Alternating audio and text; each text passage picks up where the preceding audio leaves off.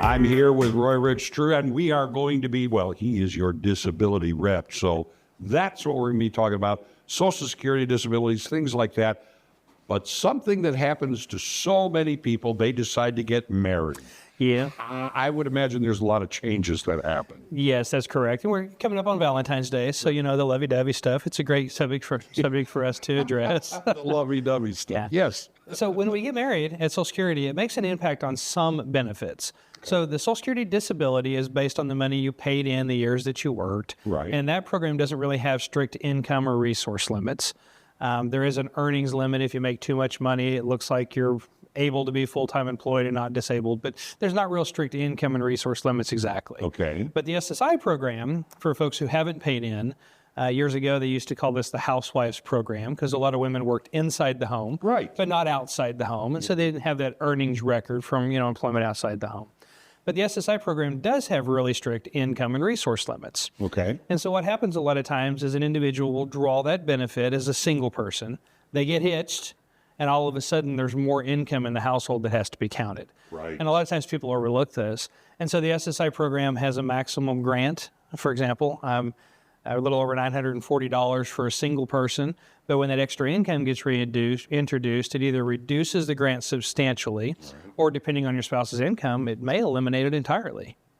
Oh, that's kind of, all right, that's one of those unforeseen things if you're not up to date on how it all works. It is for a lot of people. And, something that really came up when they legalized gay marriage, there were a lot of people that were not husband and wife, or husband and husband, or wife and wife, or whatever the situation may have been. Mm-hmm. But when the law changed, they went out and immediately got married, right? Because now you could legally.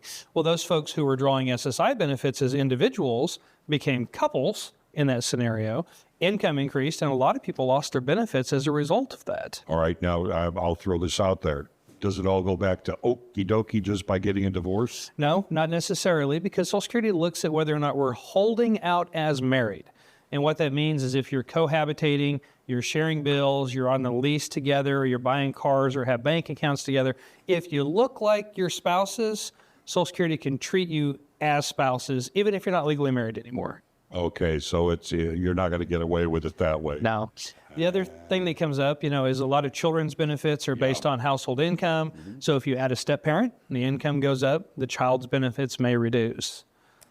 This doesn't sound like a bunch of good news. No, and unfortunately, it's supposed to be a happy time when we go into nuptials. True. But for a lot of people, there's a big surprise after the fact. So part of the thing is it's a great idea to know ahead of time before you make these kind of decisions. At least it'll help you with your decision. Yeah, most definitely. Most definitely. The last thing is if you're a disabled adult child, and these are folks who became disabled before age 21, they draw benefits usually off of a parent's work record. When they get married, that eligibility ends. The idea at Social Security is you become protected under your spouse's work record, and so you no longer have that protection from your parents.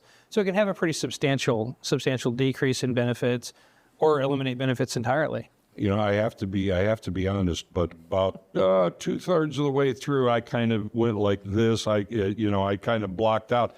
This is the reason to have someone like yourself in your corner if you are going through these things. Yeah, it's amazing. You go get married, it's a happy time, but it can be financially devastating for some folks.